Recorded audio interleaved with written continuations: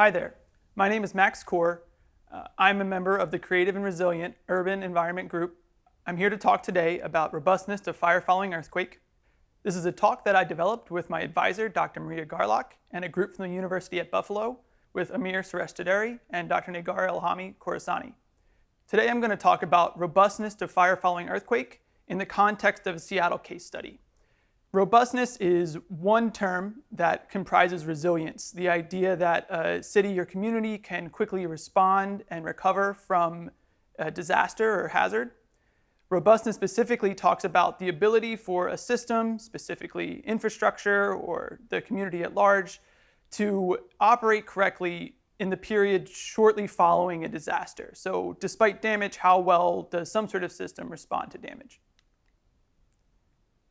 Before I begin, I do want to acknowledge some of the many researchers and public officials that have helped us with this, specifically Jacqueline Lee, who is an undergraduate from Princeton University, who developed a lot of the baseline research on our study area.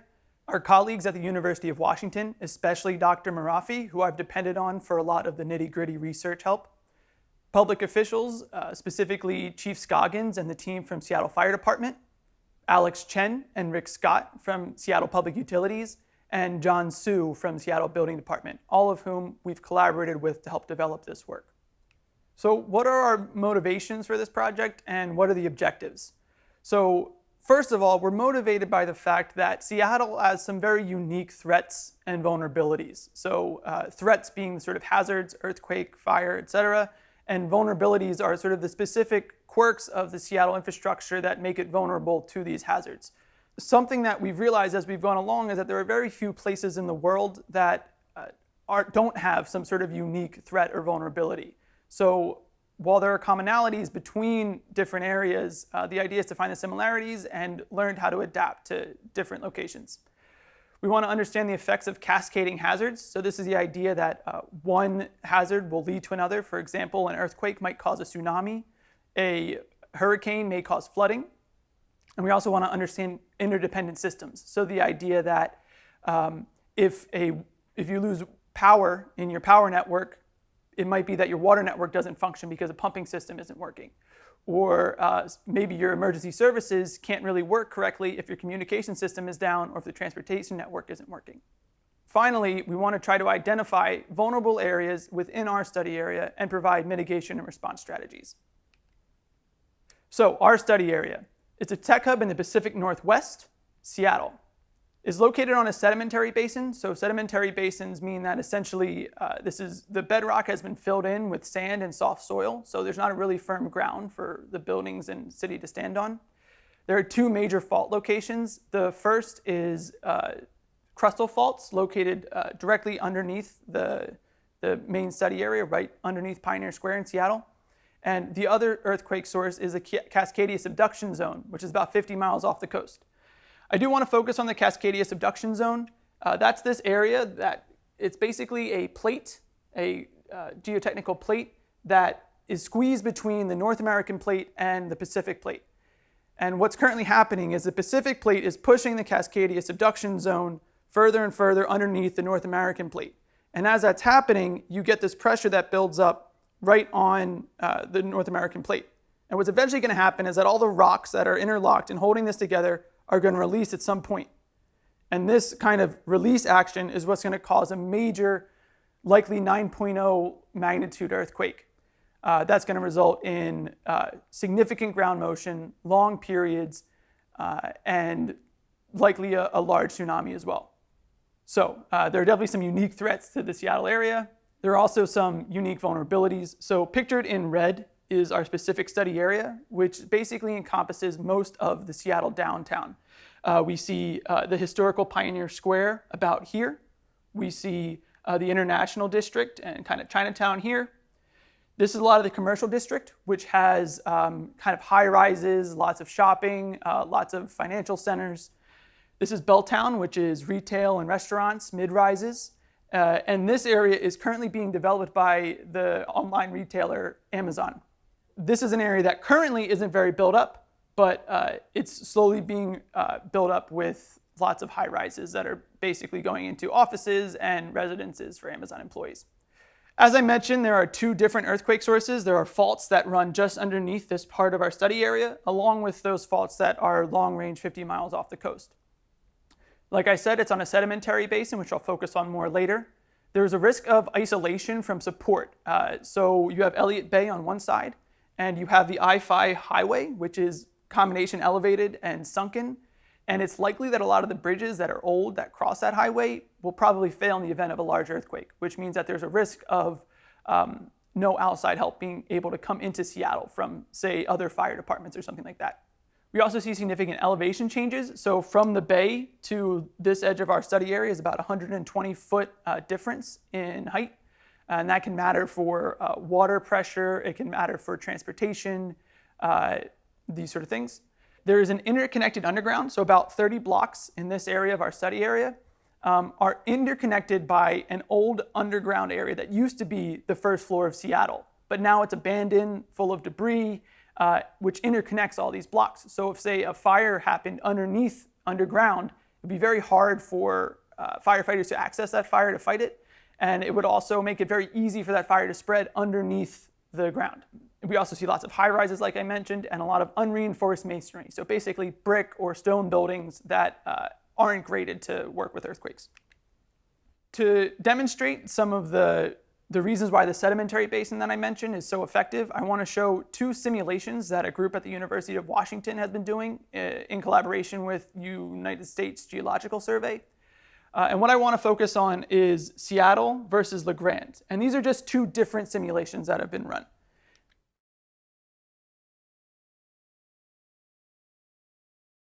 So we see an earthquake spreading, and what you're going to see happening vertically are different reactions. And something that we notice is even though Seattle and La Grande are only about 50 miles apart, because of the unique geological properties, the sedimentary basin that Seattle's on, first of all, we see much higher amplitudes, so a lot more intense shaking. The other thing that we notice are the wavelengths are longer. So if we look at Portland, the wavelengths are very tightly spaced together, whereas in Seattle, they're spread apart. When you have these longer wavelengths, you tend to do more damage to taller buildings because the natural frequency of taller buildings, the frequency at which buildings want to shake, increases the taller they get. So the taller building you have, the longer it takes that building to sway back and forth. So when you have longer periods from your earthquakes, the more likely it is that a taller building is going to be amplified by those earthquakes. So now that we've discussed some of the unique threats to Seattle, I want to focus on some of the vulnerabilities and the sort of infrastructure systems that work together to help the city respond to this earthquake. So 4 of these infrastructure systems that we're going to talk about today are seismicity and structures, so how do the buildings respond to earthquake? Ignition, so what is the likelihood that a fire will start following an earthquake? Transportation and debris, so after an earthquake is hit, what is the sort of debris going to be on the field? Are firefighters going to be able to reach people that need help? And so the last infrastructure system we'd like to talk about is the water networks. Basically, are the firefighters going to have water to fight fires once they've begun? And so multiple papers have been written about each one of these topics. And today I'm just going to provide a brief overview and talk about how they kind of interact with each other. So we'll begin with seismicity and structures.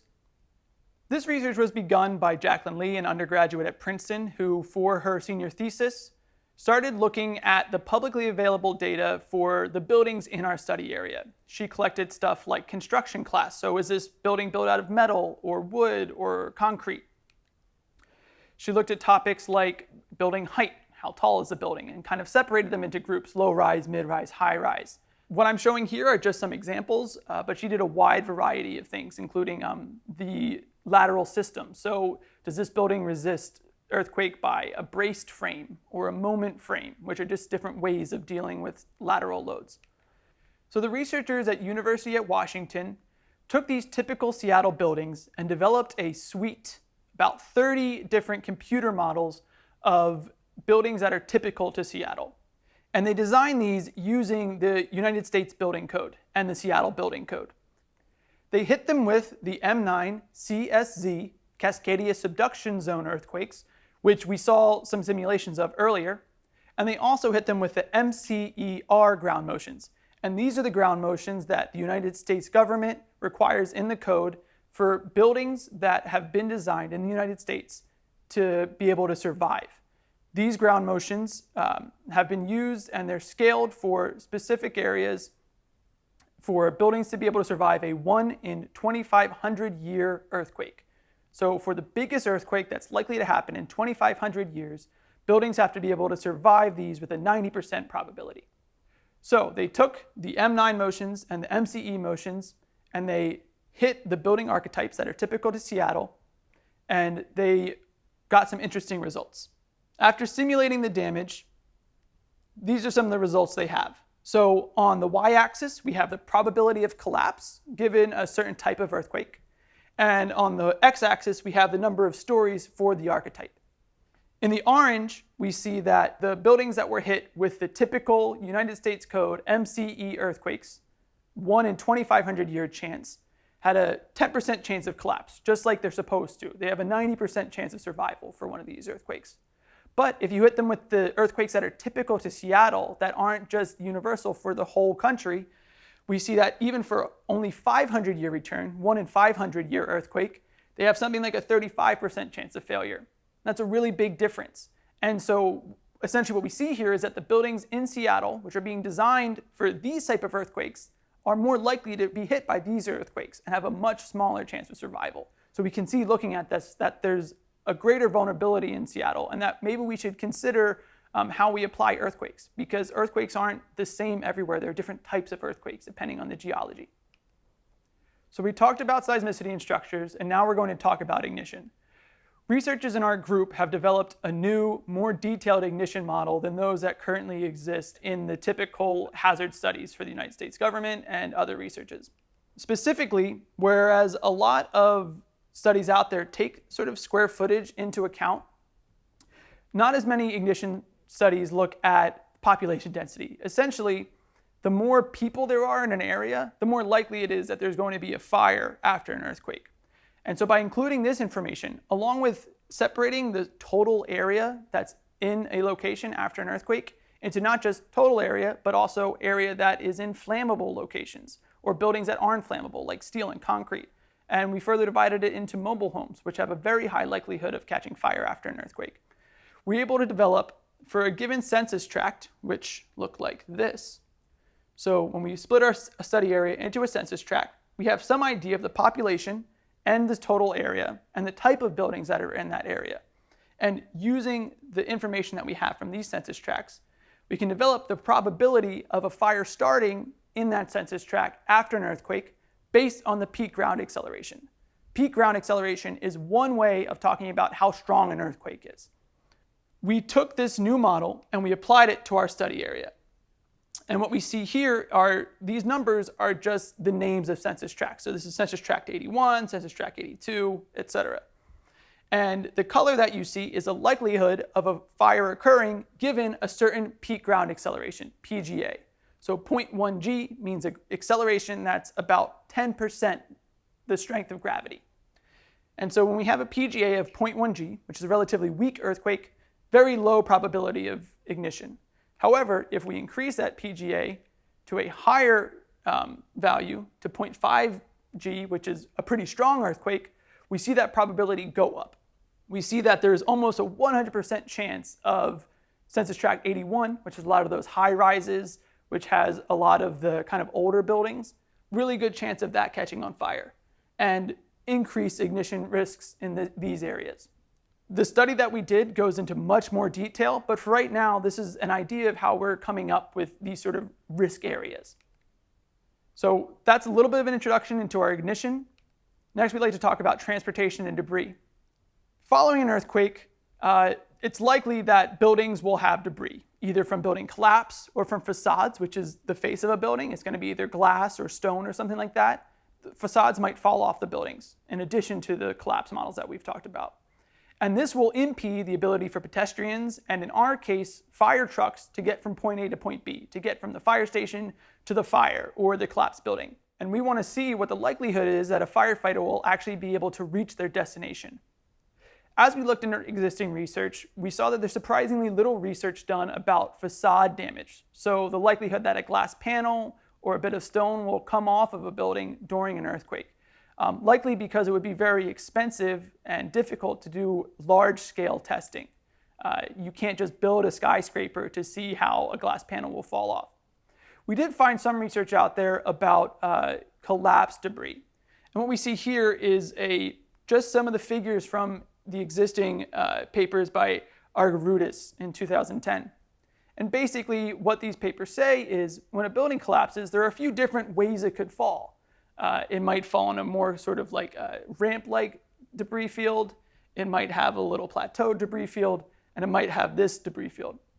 And what you were able to do once you have these probabilities of buildings failing a certain way is you can determine how much of that debris field actually goes into the curb and the roadway. And so we took this model and we applied it to our study area. Researchers at University of Buffalo went on Google Maps and actually went through each street in our study area to determine the width of the roads and attach the buildings that we already have damage functions for, attach those buildings to the roads that they're on.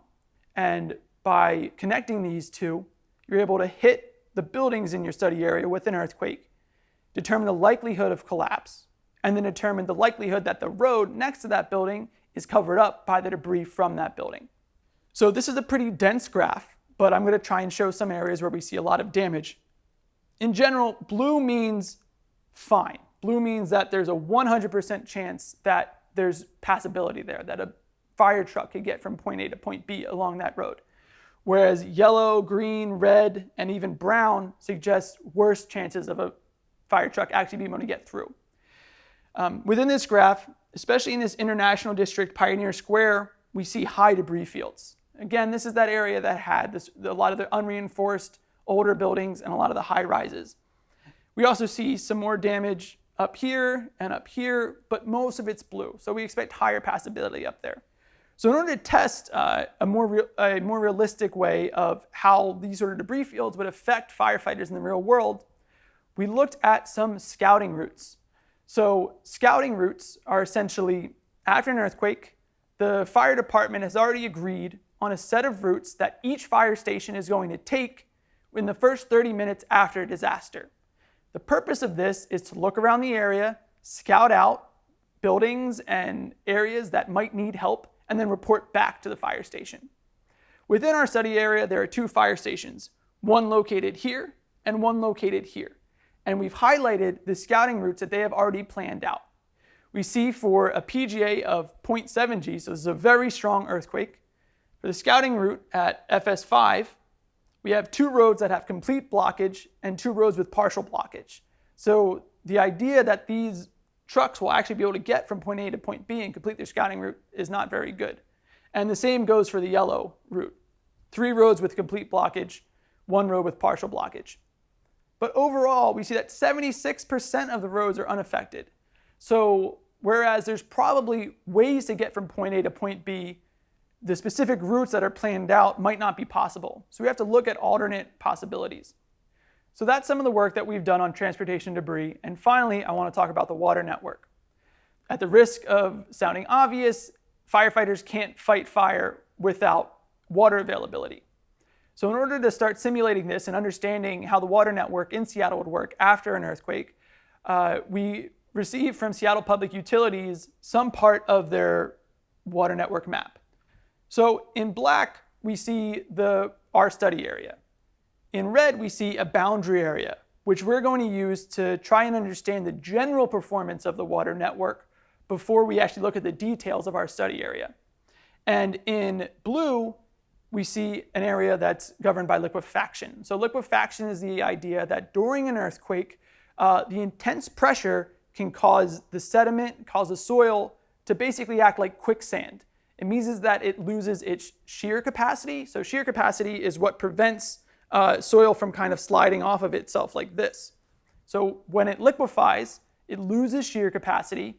And if you have all of your soil that can just slide past each other, that's really bad for your buildings, really bad for your pipelines. So we wanted to take a special look at the areas that are likely to have liquefaction.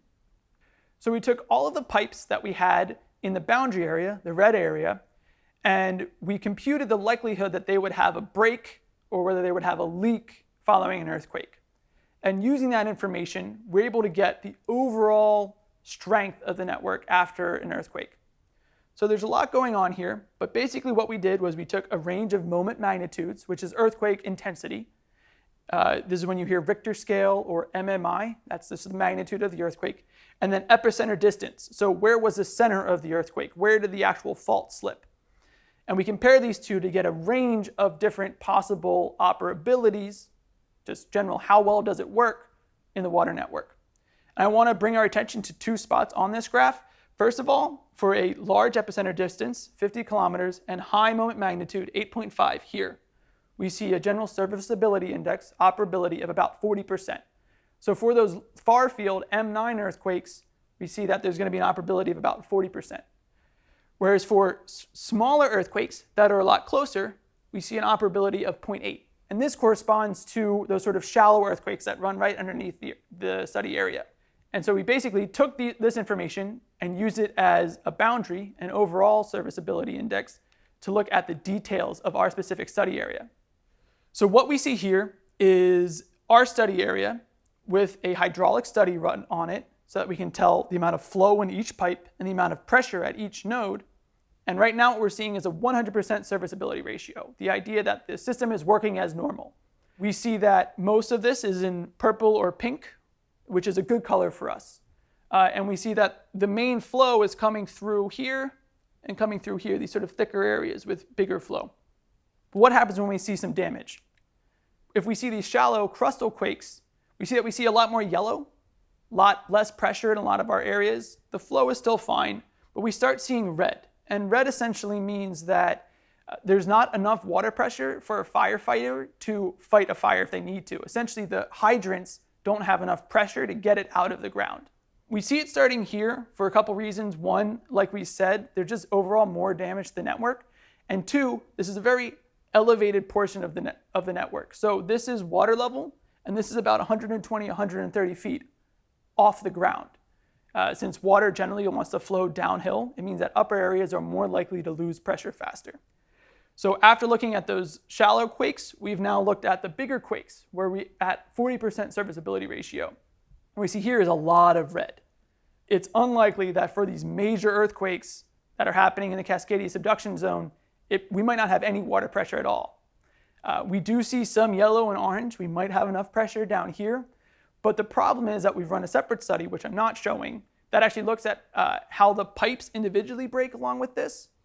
And the problem with this area is that we see one really long pipeline that doesn't have any other paths into it. So if there's one break on this entire pipeline, it's likely that none of it will have any pressure. So we see some really critical problems going on with the water network here. We've looked at a bunch of different topics: seismicity and structure, ignition, transportation and debris, and the water network. And we found some areas that we like and some areas that we don't like. But what we want to start doing is looking at them all together. What happens when we start layering all of these different infrastructure systems on top of each other and looking at how they interact? One thing we can do with this information is compare areas that are at risk so we can really put a focus on them. And so for each one of these spots, we've seen kind of areas that are likely to have problems throughout all of them. We know that for the water network, we're likely to have pipe damage in here, and we're likely to have a lack of pressure in the international district. Same thing with the buildings. We know that we have really tall buildings that are susceptible to the earthquakes in that area. We also know that along here, there is an elevated highway that was not built with any seismic design and will likely collapse following an earthquake. For ignition, we know that we have high probability of ignition in census tract 81. And when it comes to transportation, we've seen problems with this area, the International District again, Pioneer Square area, along with likelihood of the Alaskan Way Viaduct, that elevated highway, not being functional after an earthquake. By looking at all these different infrastructure systems together and understanding how they interact with each other, we can put a focus on where we want to invest our time, money, and effort. So, having talked about the general threats and vulnerabilities of Seattle, then talking about the different infrastructure systems and how they respond to different cascading hazards, we want to talk about some mitigation strategies. And we're going to do this both when it comes to the individual infrastructure systems and in general. So for seismicity and structures, we know that the earthquakes in Seattle are different than the types of earthquakes that are suggested from the US government. And because of that, we should probably make some changes to the Seattle building code to react to those specific problems. And in a very exciting way, Seattle's actually already working on this. I am interning for a structural engineering company this summer that's actually building a building in Seattle. And they've recently had to update their designs based on new Seattle building code that responds to those longer period earthquakes. We'd also like to see the Alaskan Way viaduct removed. And this is that viaduct, which kind of goes along the Elliott Bay. It's not apparent to someone that isn't a structural engineer, but in general, this viaduct isn't designed for earthquake. There's more good news here. Seattle recently completed a new tunnel system that goes underneath this viaduct and is removing the viaduct as we talk. Removal of that viaduct should actually happen in the next month or so from when I'm talking, which is August 2019. So again, there's really good moves that we're seeing from the Seattle officials, Seattle government. Finally, we'd like to see something installed called ductile MRFs. So those are moment-resisting frames. Moment-resisting frames is one way that buildings can respond to earthquakes, one way they can be designed so that they won't break. In the past, it was thought that brittle MRFs, so really strong, rigid MRFs, were the best at resisting earthquake. But new research has shown that actually ductile MRFs, so MRFs that can kind of deal with earthquakes and flow, those are the best ways of dealing with earthquakes. So we'd like to see design moves towards those ductile MRFs. When it comes to ignition, we'd really like to put special care in the Pioneer Square and International District. Those areas in Census Tract 81 that we see are really likely to have fire. So we know that we should put a focus in that area after an earthquake when it comes to likelihood of ignition. We'd also like to see a cleanup and fire breaks in that underground area. That underground area is located right underneath Pioneer Square. Like I mentioned before, if a fire starts there, it will be very hard for the fire department to respond. And as it stands now, you can actually take a very touristy tour of the area. And when you go underground, you see that it's full of old wood and old couches and kind of just the trash of decades and decades of not being used. Those are all likely to transmit fire if something happens down there. So we'd like to see that cleaned up and hopefully walled off so that there are fire breaks underneath. When it comes to transportation and debris, we'd really like to see further research on glass facades. When it comes to people being able to get from point A to point B, there's not much research out there for a community to understand what their risk of transportation being compromised is. We'd like to see some adjustments to scouting routes, or at least alternative routes that will likely not have the debris that we're expecting as it stands. And finally, we'd like to see the government look into the use of unmanned aerial vehicles, UAVs, also known as drones, to do scouting rather than using fire engines. There's a few reasons for this. First of all, you don't have to worry about the transportation network not being available. You can commit more firefighter resources, so firefighter personnel and firefighter trucks, to actually responding to emergencies. And the final thing is a human element. Firefighters have been trained for years to help people, to respond to emergencies. And while this is a really valuable and important skill for firefighters, the problem is that if you're doing a scouting route and the most important thing is to go out, understand where the problems are, and report back so that we can have more researchers going there. If a firefighter sees a collapsed building, sees a collapsed school, sees a fire, their instincts are going to kick in and they're going to want to help. The use of a UAV or drone, what that can do is it means that someone is going to be in an office building and won't get distracted like that. They're going to be able to, the best thing for them to do at that time to get those people help is to report back. And I think that's really going to help. When it comes to the water network, we see that there's likely to be a lack of pressure, a lack of ability to fight fires after an earthquake, especially for the larger off-coast Cascadia subduction zone earthquakes. One thing that can help is local pressurization. So that means that we can have mobile pumps that will help us get water either from the reservoirs on land or pull it out of Elliott Bay itself. So right down here is Elliott Bay. And you could get pumps that would actually be able to pump water directly out, either from boats or just mobile pumps. We'd also like to investigate the possibility of connecting the tall buildings' water tanks. So each one of these tall buildings has a tank on top of it that helps pressurize their water system and also provides firefighting help in case that specific building has a fire. However, after an earthquake, not all of these buildings are going to catch fire. So it'd be really nice if we could put a link up to the main system that would allow these water tanks to pressurize the system. From separate studies that we did, we know that elevated water is one of the most important things for fighting fires after an earthquake. The city is also investigating deployable pipelines. So the idea that there are these kind of like giant rubber hoses that they could dunk into the Elliott Bay and then run up through the system to allow them to get more water into the city in the case that water isn't available. However, this causes other problems because if I run a 12-inch or 24-inch water pipe through the streets, all of a sudden I can't cross over them anymore with vehicles. So even the response strategies have these sort of interdependent, interconnected responses.